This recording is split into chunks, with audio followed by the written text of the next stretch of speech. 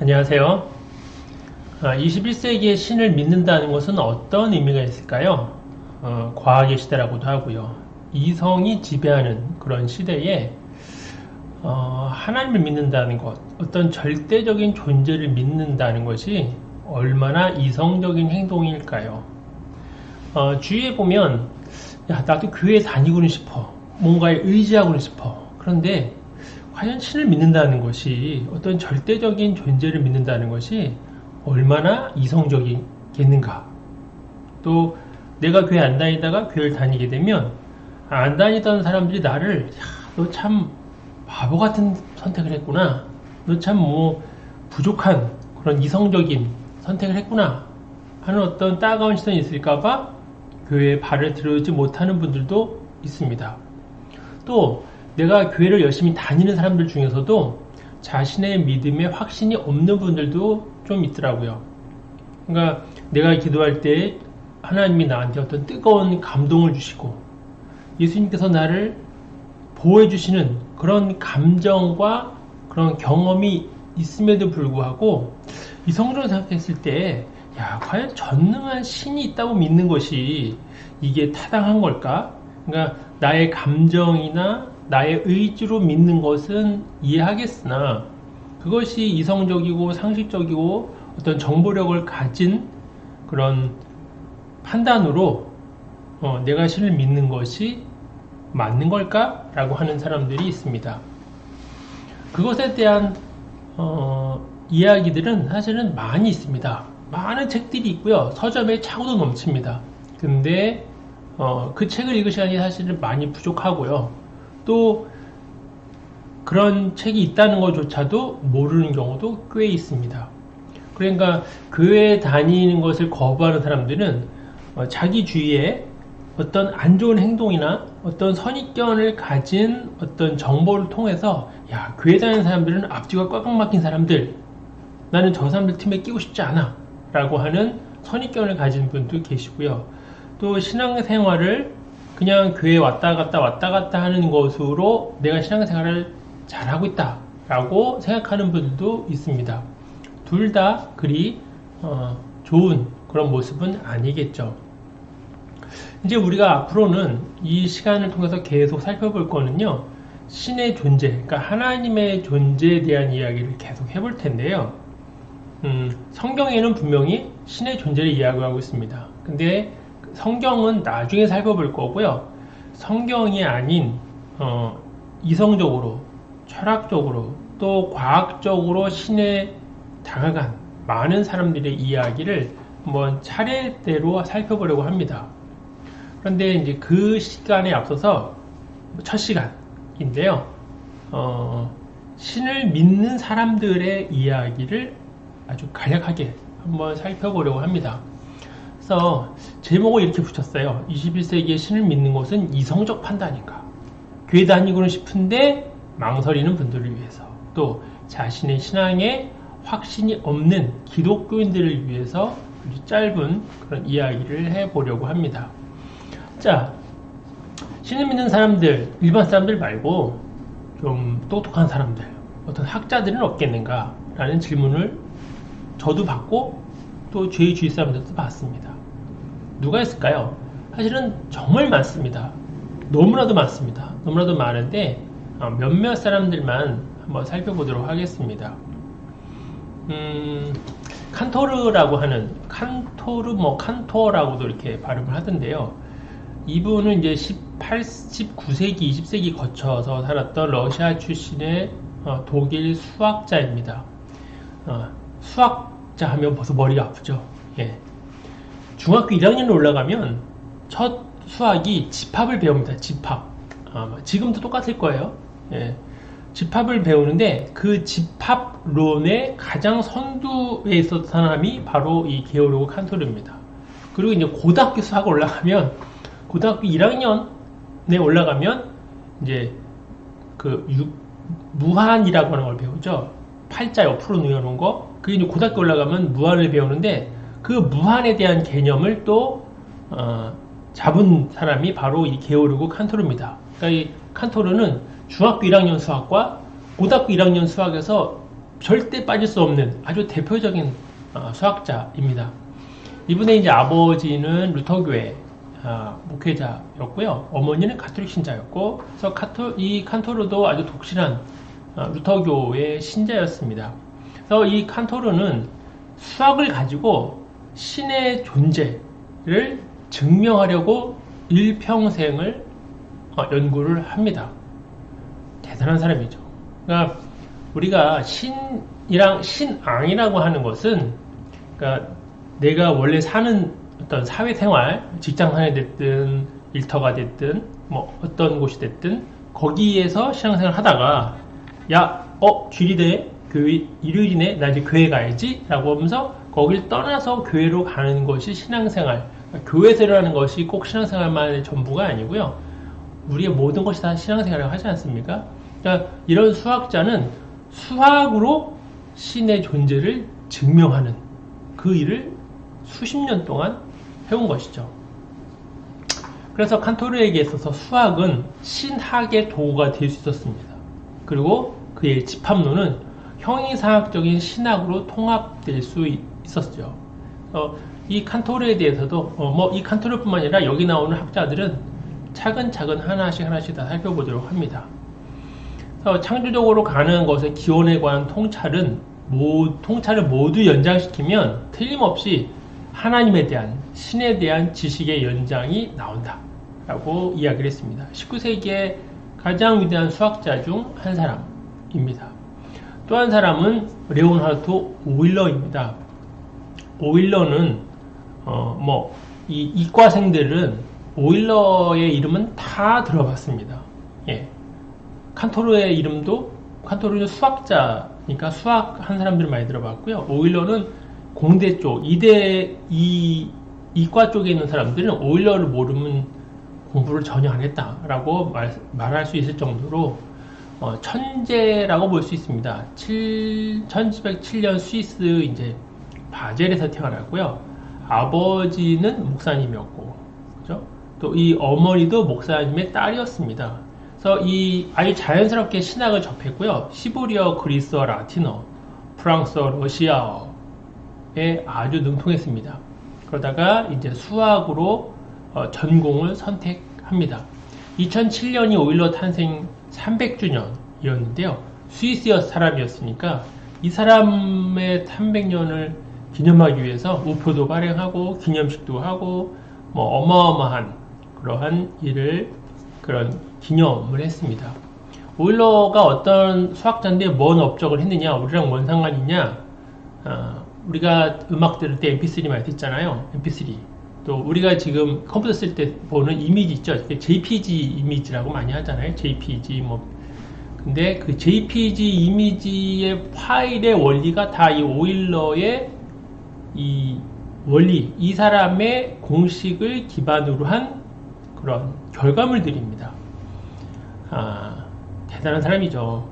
그래서 이 오일러의 그 영향력은 지금도 어마어마합니다. 또 이제 과학자나 수학자들이 꼽은 가장 아름다운 공식을 꼽을 때 바로 이 오일러의 이러한 공식, 이렇게 생긴 공식, 그리고 이렇게 생긴 공식이 가장 아름답다고 꼽고 있습니다.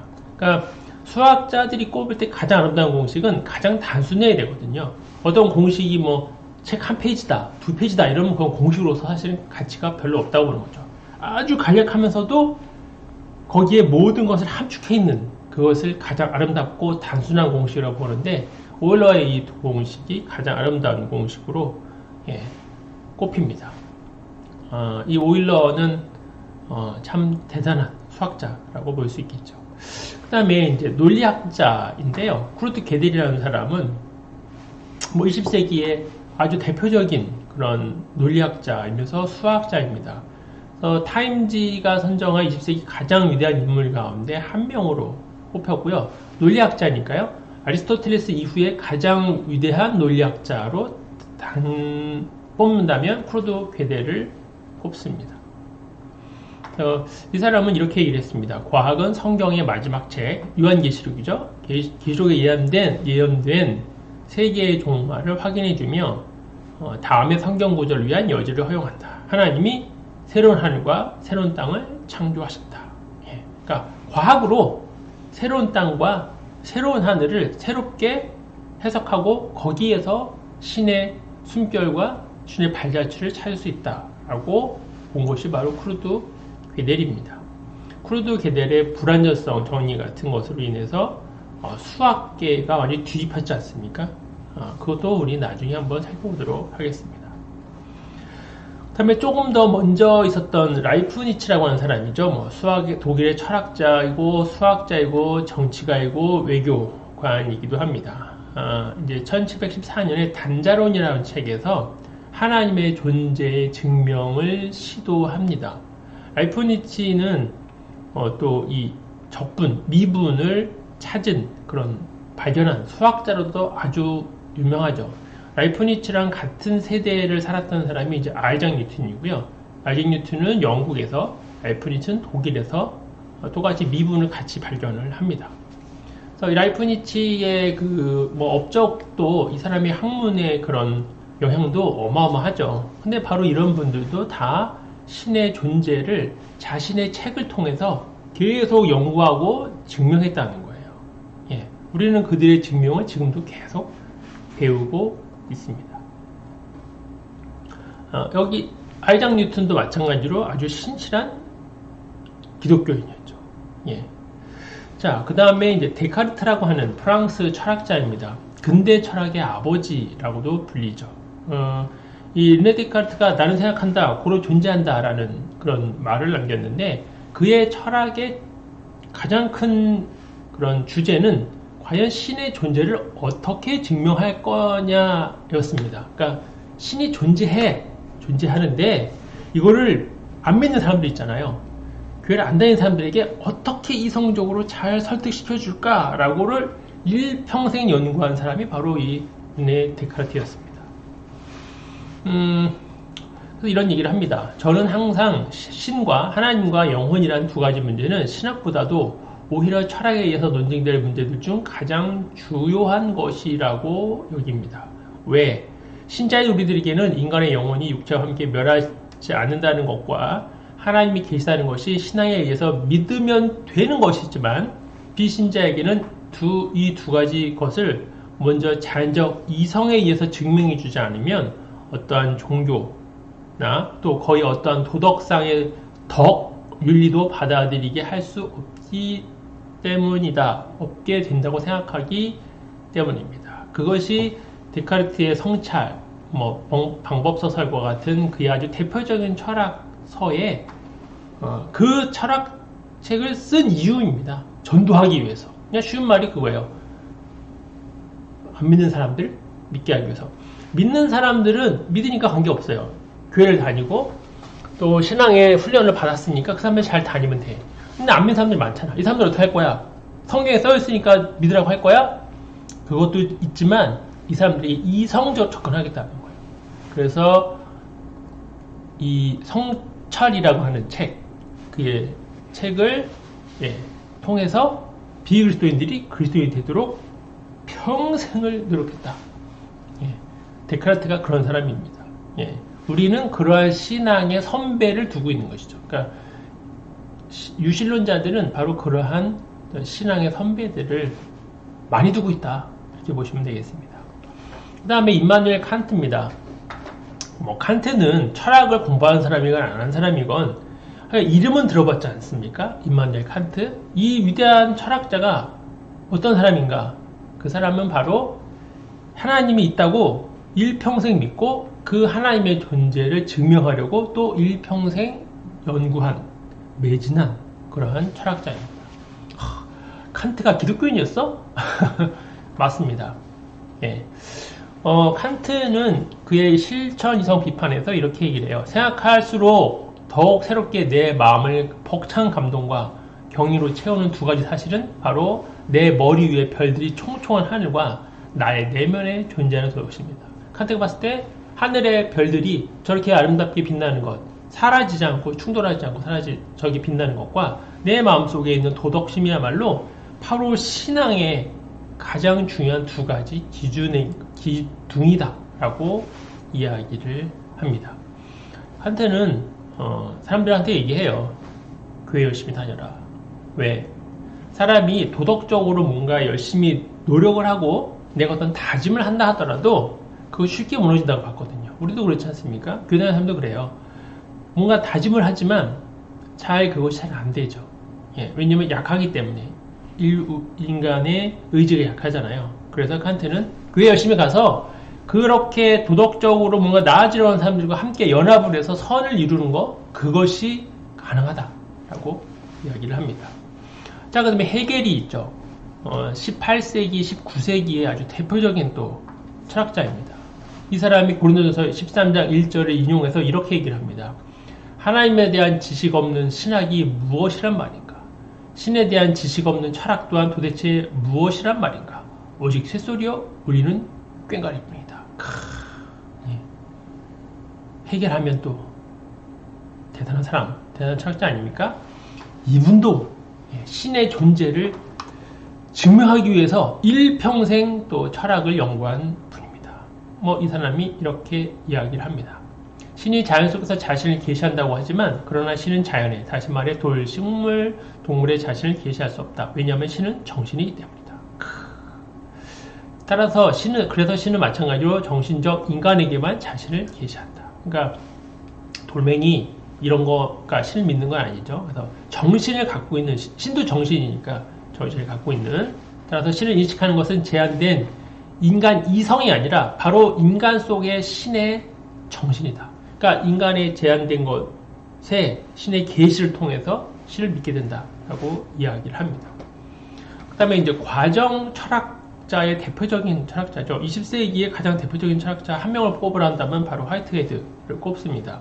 근대 과학은 중세가 고수한 신의 합리성에 대한 믿음에서 나왔음이 분명하다. 나는 근대 과학의 이론의 발전에 앞서 생겨난 과학의 가능성에 대한 믿음이 중세 신학의 무의식적 파생물이라고 본다. 그러니까 철학이 어디서 왔나요? 근대 철학은 다 신학에서 온 거죠, 예. 물론 그 위에 아리스토텔레스나 플라톤이 다 있습니다. 그러나 그것을 계승 발전시키는데 또 가장 큰 역할을 한 것은 바로 중세였거든요. 교회였거든요. 신학이었고요. 예. 그러니 그것에서 파생된 과학은 어떤 겁니까? 과학의 가능성은 결국은 중세 신학이 그들이 의식을 했건 무의식으로 했건 간에 어쨌든 무의식적인 파생물에 로 보는 것이 맞다라고 20세기 최고의 철학자의 화이트헤드가 이야기를 합니다. 그 다음에 이제 안토니 플루라고 하는 사람인데요. 이 사람은 이력이 좀 재밌습니다. 평생을 무신론자로 살았어요. 아주 싫어했습니다. 이 교회 다니는 사람들, 지긋지긋해. 저 한심한 인간들, 이렇게 하다가 세상을 떠나기 전에 유신론자를 딱 바꿨습니다. 왜 바꿨냐? 자기가 공부를 쭉 해보니 신이 있는 게 맞다. 내가 어리석었다. 내 젊은 날의 삶을 후회하며 노년에는 역시 신이 있네 라고 하고 고백을 하고 두꺼운 책을 내고 유신론에 대한 두꺼운 책을 내고 세상을 떠났습니다. 아주 놀랍죠. 그래서 이제 이분이 그 무신론자에서 유신론자로 넘어갔을 때 무신론자들이 엄청 욕을 많이 했습니다. 왜냐면 이 사람 보고 막 달려갔었는데 무신론이 맞다라고 달려갔는데 이분이 샥 방향을 바꾸니까 배신자다라고 했는데, 배신자는 맞죠. 하지만 현명한 배신자였습니다. 결국은 신이 있는데 자기가 그동안에 신을 몰랐으니까 신이 없다고 한 건데 이제 신이 있는 것이 맞다고 인정하고 갑니다. 그 다음에 이제 21세기 최고의 철학자를 뽑는 알빈 플랜팅가, 이 사람은 이제 미국 철학협회의 회장을 역임한 분인데요. 이분은 지금도 아주 왕성하게 기독교의 신을 믿고 그 신의 존재를 과학적으로 철학적으로 증명하는데 여러 책을 계속 쓰고 있습니다. 뭐가 문제가 되겠습니까? 자, 우리가 이 사람들만 봐도 과연 21세기의 신을 믿는다는 것이 이성적 판단인가라고 누군가 질문을 던질 때 그렇다, 예스, 얼마든지 이렇게 훌륭한 저명한 철학자들, 수학자들, 논리학자들이 신의 존재를 다 믿고 열심히 교회 다니고 그리스도인이 되어서 기독교인으로서 생활을 잘하고 있다라는 걸 보면 21세기, 앞으로 22세기, 23세기에 가도 하나님을 믿는 것은 상당히가 아니라 완벽히 이성적이고 상식적인 그런 판단이고 행동이다 라고 대답할 수 있습니다. 자, 과학자들은 또 어떨까요? 1996년에 에드워드 라센이라는 사람이 레리 윗덤이라고 하는 사람 두 사람이서 그 설문조사를 했어요. 그래서 이제 이것이 이제 네이처지에 소개를 했는데 이런 질문을 던집니다. 과학자들한테 기도에 응답하는 신과 개인의 불멸을 믿는가? 야, 이거 대단하죠. 왜 이 질문은요, 단지는 그냥 어떤 전능자, 어떤 신을 믿느냐라는 것보다 훨씬 더 구체적이잖아요. 이건 정말 기독교에서 말하는 신을 말하는 거잖아요. 기도에 응답하는 신, 또 개인이 영원히 사는 것, 죽음 이후에 영원히 사는 것 믿느냐라고 물었을 때 과학자들의 응답률이 70%였는데요. 믿는다가 41.8%, 아니 안 믿어는 41.5%, 잘 모르겠다 16.7%였습니다. 이제 이 같은 질문으로 1916년에 조사를 했었는데 그때랑 이 80년이 지난 이때랑 거의 결과는 비슷하게 나왔습니다. 그러니 과학자들인 신을 안 믿는다, 과학적으로 했을 때 신이 없다고 보는 것이 맞기 때문에 신을 안 믿을 것이다 라고 하는 것은 말도 안 되는 추측입니다. 결코 그렇지 않습니다. 과학자가 됐든 수학자가 됐든 뭐 선생님이 됐든 선생님이 아닌 사람이 됐든 그것은 신을 믿는 것은 아무런 어떤 장애물이나 어떤 그런 장벽은 있을 수 없습니다. 왜냐하면 그 모든 것을 다 초월하는 것이 신이니까요. 그러니까 신이 모든 것을 초월하니까 신이 되겠죠. 그 이상 인간의 어떤 이성이나 지성을 초월하는 존재이니까 그 신을 믿는 것이니 뭐 어떤 지식을 쌓았으니까 안 믿고 어떤 지식이 없으니까 뭐 그냥 믿는 척 하는 것이고 하는 것은 아니다 라고 보겠습니다. 과학자들을 좀 볼까요? 과학자들 중에서 신을 믿는 사람들, 하나님을 믿는 사람들, 교회 열심히 다니는 사람이 누가 있겠느냐? 존 슈턴이라고 하는 옥스퍼드 대기 물리학 교수가 이렇게 얘기를 합니다. 우리의 과학은 신의 과학이다. 하나님의 과학이다. 하나님이 모든 과학의 이야기를 책임진다. 우주에 대한 과학의 묘사가 보여주는 놀라운 질서, 일관성, 신뢰성, 매혹적인 복잡성은 신의 활동의 질서, 일관성, 신뢰성, 복잡함을 반영한 것이다. 킬리안 프란스라고 하는 영국 식물학자입니다. 나는 오랜 세월 동안 나는 신이, 하나님이 모든 자연의 배후에 존재하는 위대한 설계자라고 믿어왔다. 나의 모든 과학 연구는 줄곧 나의 이런 신앙을 확증해 주었다. 나는 성경을 권위의 주된 출처로 받아들인다. 그러면 노벨상 받은 과학자 중에 누가 있냐? 많습니다. 멜빈 켈빈이라는 사람이 노벨 생화학상 받은 사람인데요. 그 확신의 기원을 탐구하는 과정에서 그 기본 개념이 2, 3천년 전에 발견되었고 고대 시브리어인들에 의해 서구 세계에 처음으로 명확히 제시되었다는 것을 알게 되었다. 그 내용인즉 우주는 하나의 신이 다스리는 것이지 각자의 법칙에 따라 자기 구역을 다스리는 많은 신들의 변덕의 산물이 아니라는 것이다. 이런 일신교의 견해가 근대 과학의 역사적 토대인 것으로 본다. 또 노벨 물리학상을 받았던 찰스 타운술은 내가 볼 때 기원의 문제를 과학적 탐구에서 관점에서 탐구하면 답이 없을 것 같다. 따라서 나는 모종의 종교적 혹은 형이상학적 설명이 필요하다고 본다. 나는 하나님의 존재와 하나님의 개념과 하나님의 존재를 믿는다. 많다니까요. 언급되지 않은 과학자들도 무지 많습니다. 존 레녹스 옥스퍼드 대학의 수학과 교수인데요. 음료수에 스트리킨을 넣으면 그것을 마신 사람이 죽을 거라고 과학은 말해줄 수 있다. 그러나 할머니의 재산을 노리고 할머니의 차에 스트리킨을 넣은 일이 도덕적으로 옳은지 그른지는 과학이 말해줄 수 없다. 그렇죠. 과학은 윤리를 말하는 건 아니니까요. 과학은 바로 고민이 바로 거기에 있죠. 과학으로 윤리를 말할 수 없기 때문에 윤리를 말하는 순간 바로 형이상이 필요하고 바로 거기에 신학이 개입이 되지 않을 수 없습니다.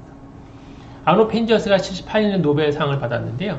우리가 가진 최고의 자료, 이 빅뱅으로 인해서 빅뱅 연구로 노벨상을 받았거든요. 빅뱅에 대한 자료는 모세의 5책 5경입니다. 모세 5경, 창출, 레민, 신과 시편 등 성경 외의 다른 자료가 내게 없었다면 내가 예측했을 법한 결과와 정확히 일치한다. 그러니까 성경에서 말하는 것과 자기의 과학의 연구가 일치한다라고 본 겁니다. 왜? 창세기에 신이 그 세계를 만드는 것이 일장에 있잖아요. 그것과 빅뱅, 자기 연구한 빅뱅과 일치한다라고 이야기를 합니다. 윌리엄 데니엘 필립스 노벨 물리학상을 받았습니다. 우리가 앞으로 과학을 통해 훨씬 많은 사실들을 알게 되었다고 하자. 그리고 이 새로운 지식들이 창조주의 존재를 가리킨다고 하자. 하지만 우리와 인격적인 관계를 맺기 원하고 우리를 사랑하고 우리를 하여금 서로 사랑하기를 원하고 성경 혹은 이외에도 하나님에 대해 우리가 알 수 있는 방식을 통해 우리에게 알려진 것들을 우리가 행하기를 기대하는 그러한 창조주에 대해 과학이 무엇을 말해줄 수 있는가를 상상하기는 쉽지 않다. 과학으로 뭐 다 얘기할 수 있겠냐? 사랑해라, 사랑해야 된다, 도와야 된다. 과학이 뭘 얘기해 주겠어요? 그건 어디서 얘기할 수 있냐? 성경에서. 그리고 성경에서 말씀하신 하나님에 의해서 이야기가 될 수 있다라고 이야기를 합니다. 존 펄킹원이라고 하는 입된 물리학자인데요. 이 사람은 이력이 원래 이 물리학자예요. 물리학자 교수인데 은퇴하고서 신학 공부했습니다. 그래서 성공의 사제가 되었어요. 과학과 신학은 서로를 반대하기보다는 결국 서로를 보완해준다. 물론 이 두 학문은 상이한 차원의 진리에 집중하고 있지만 추구하는 진리가 존재한다는 공통의 확신을 과학과 신학은 나누어 가지고 있다. 과학과 신학에서 추구하는 진리가 결코 완전 무결하게 파악될 수는 없을 것이다. 비록 절대적인 의미에서 완전한이라고 묘사될 수는 없더라도 지적으로 만족할 만한 방식, 곧 실제 같은 일을 할 만한 방식으로는 접근 가능할 것이다. 그래서 과학과 신학이 충돌되거나 배척되거나 모순되지 않고 두 가지의 정보와 지식을 갖고 진리, 그러니까 신을 찾는 데 있어서 보완하면서 찾을 수 있다라고 이야기를 합니다. 이 존 펄킹원의 책도 우리나라에 번역돼서 많이 나와 있습니다. 아주 입자 물리학에서 아주 엄청난 그런 연구를 하는 그런 과학자입니다. 그다음에 프린스 콜린스라는 사람이 있죠. 우리나라에서 이제 그 신의 언어라는 책이 번역이 돼서 아주 많이 팔렸습니다. 이 사람은 의사 출신이에요. 의사 출신 과학자입니다. 그래서 뭘 했느냐? 10년 동안 6개국에 있는 대표적인 2,000명의 의사, 과학자들이 인간 게놈 프로젝트를 합니다. 그래서 우리의 이 DNA를 분석해서 그 염기 서열을 지도를 만드는 일에 총 감독이었습니다. 그래서 이제 미국 국립보건원 원장을 역임했고요. 지금은 아마 그 대통령 무슨 과학 자문단에 있는 것으로 알고 있습니다. 이 프랜시스 콜린스가 코로나 때 그 미국에서 코로나 백신을 개발하기 위해서 의학 과학자들이 다 달려들었잖아요. 그것을 총지휘한 데가 국립보건원이었거든요. 그래서 국립보건원에서 코로나 백신을 개발하고 보급하는데 최종 총 감독을 했던 사람이 프랜시스 콜린스입니다. 이 사람은 성경의 신은 동시에 인간 게놈, 이 DNA의 신이다. 그 하나님은 예배당 가서도 그리고 과학의 실험실에서도 똑같이 숭배되고 경배될 수 있다라고 이야기를 합니다. 프랜시스 콜린스의 그 유튜브도 많이 돌아다니거든요. 한번 검색해 보시면 아하, 기독교인들이 똑똑한 사람들이구나 라는 것을 보실 수 있고요. 또 내가 신앙을 갖고 있는 그리스도인들 입장에서는 내 신앙에 대한 자부심, 내 신앙에 대한 확신을 동시에 가질 수 있게 될 것입니다.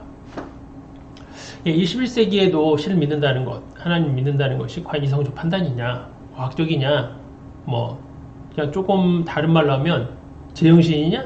라고 어떤 질문을 받을 때 제정신이다, 이성적이다, 과학적이다, 상식적이다, 이렇게 대답할 수 있을 것입니다. 우리가 지금 언급했던 많은 철학자들, 칸트나 데카르트나 라이프니츠나 엘빈 플랜팅가나 또 이런 과학자들, 수없이 많은 과학자들이 하나님을 잘 믿고 그들의 지식과 이성과 학문의 연구와 부합해서 조화를 이루면서 교회 잘 다니면서 기도도 잘하고 찬양도 잘하고 아주 신실하고 행복한 신앙생활을 하고 있습니다. 그러니 내가 교회 다녀야 되나? 이렇게 고민하시는 분들 염려하지 마시고 가까운 데 좋은 교회 잘 다니시고요. 또 어떤 신앙에 있어서의 좀 매너리즘 또는 어떤 신앙에서 자기 확신이 좀 없어서 약간 좀 쭈뼛쭈뼛 하시는 분들 확신을 가지고 기쁘게 신앙생활 꾸준히 열심히 잘 하시기 바랍니다. 감사합니다.